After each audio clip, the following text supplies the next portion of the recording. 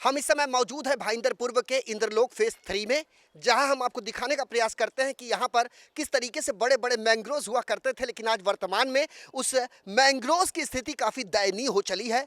अब्बास अपने कैमरे में इन तमाम तस्वीरों को कैद करें और इस कार्यक्रम को देखने वाले उन तमाम दर्शकों को बताएं कि आखिर मैंग्रोव का संरक्षण मीरा भाईंदर में किस तरीके से किया जा रहा है। ऐसा लगता है कि यहाँ पर सिर्फ और सिर्फ कंस्ट्रक्शन का ही काम होना है, लोगों को अपनी तिजोरी भरनी है, लेकिन मैंग्रोव्स की जो स्थिति है उसको जस की तस बनाए रखना है, उसे नष्ट कर देना है, उसका कत्ल कर देना है।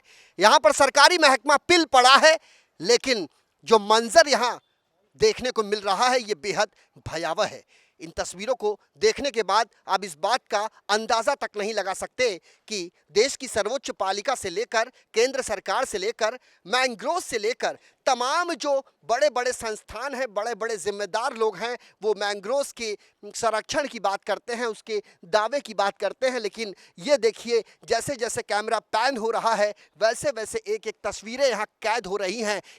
इन तस्वीरों को देखिए, इसे बुझाने का प्रयास किया गया है, इसे जलाने का प्रयास किया गया है। कहते हैं दर्पण झूठ नहीं बोलता, उसी तरीके से यहाँ की एक एक तस्वीर हम अपने कैमरे में कैद कर रहे हैं और इस इमारत से लग के ये मैंग्रोव्स का पूरा वन देखने को मिल रहा है। ऐसे में सवाल वही कि जब स्थानीय नगर निकाय किसी बिल्डर को, किसी विकासक को कंस्ट्रक्शन का काम करने की अनुमति प्रदान करता है तो क्या उसके पहले वहां उस जमीन की परीक्षण या निरीक्षण की जाती है? क्या उसकी कोई रिपोर्ट तैयार की जाती है? क्या उसका कोई रहनुमा है? इस तरह के तमाम सवाल हैं, लेकिन दुर्भाग्य इस बात का है कि इसका जवाब किसी के पास नहीं।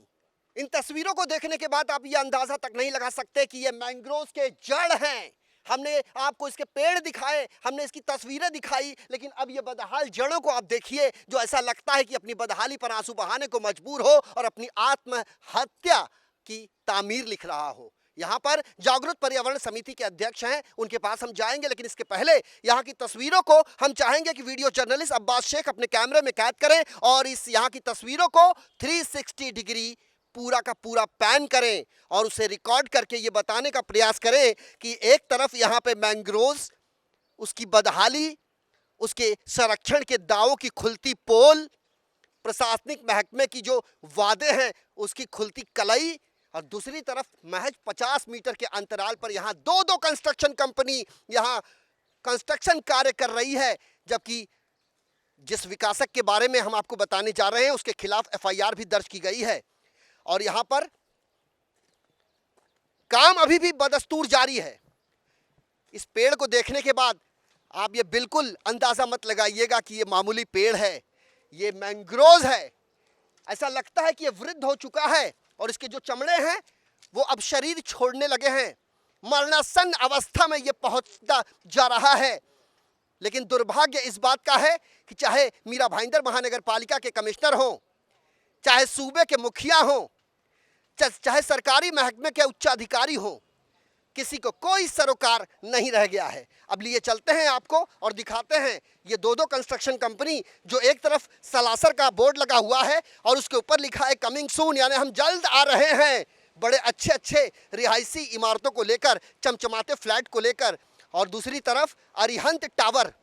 एक बार फिर बता दें, जिस जगह पर मैंग्रोव्स है वहाँ से महज 50 मीटर के भी अंदर ये कंस्ट्रक्शन का कार्य चल रहा है। और हमारे पास एफआईआर भी मौजूद है, एफआईआर की कॉपी जो इस डेवलपर के खिलाफ में दर्ज की गई है। तब से काम बंद था, लेकिन एक बार फिर काम शुरू हो चुका है। हमारे साथ अमजद भाई हैं। अमजद भाई, एक बात बताइए, ये एफआईआर के बारे में थोड़ा बताइए, इस कंस्ट्रक्शन कंपनी के बारे में जो महज 50 मीटर के अंदर में कंस्ट्रक्शन कार्य कर रहा है। सर ये 50 नहीं, ये 30 मीटर के अंदर है, हरियन टावर। मैं इसकी एफआईआर की कॉपी ये जो बता रहा हूँ मोबाइल में, ये आपको सेंड करूँगा। और आपने देखा कि यहाँ पे मैंग्रोव्स है सर्वे नंबर 20 पर। अब आपने देखा कि आप बता रहे थे कि जड़ें उसके ऊपर आ चुकी है। आप बताओ, कोई झाड़ की जड़ जो है ज़मीन के अंदर रहती है, लेकिन उसके अंदर का पानी इतना सूख गया है कि झाड़ जो है ज़मीन से 10 फुट ऊपर है और उसकी जड़ें भी सूखने लग गई है।